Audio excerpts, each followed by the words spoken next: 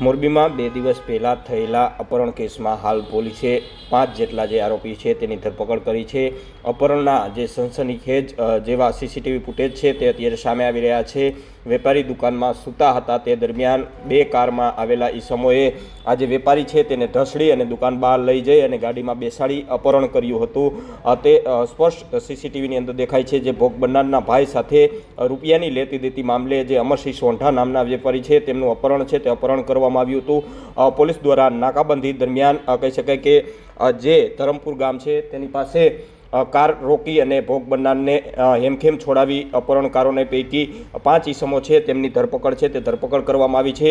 આ જે આરોપીઓ છે તેના નામ જોવા જઈએ તો નવઘણભાઈ ઉર્ફે ખૂટીયો વેલજીભાઈ સોંઢા, પિયુષભાઈ હસમુખભાઈ લોરિયા, ભગીરથભાઈ રતિલાલભાઈ ઠોરિયા, હાર્દિકભાઈ શામજીભાઈ ઠોરિયા અને હસમુખભાઈ બહાદુરભાઈ પાટડિયાની ધરપકડ છે તે ધરપકડ કરવામાં આવી છે। અન્ય જે શખ્સો છે તે હજુ પોલીસ પકડથી દૂર છે, પરંતુ જે પ્રકારે આ જે અપહરણ છે તે અપહરણના સીસીટીવી ફૂટેજ સામે આવે છે। સીસીટીવીની અંદર સ્પષ્ટપણે જોઈ શકાય છે કે જે વેપારી પોતાની દુકાનની અંદર સૂતા હતા તે દરમિયાન અન્ય શખ્સો છે તે આવી અને તેમને પેલા મારામારી કરી રહ્યા છે, ત્યારબાદ તેમને ઢસડીને બહાર લઈ જવામાં આવી રહ્યા છે અને કારમાં બેસાડી અને તેનું અપહરણ છે તે અપહરણ કરવામાં આવી રહ્યું છે।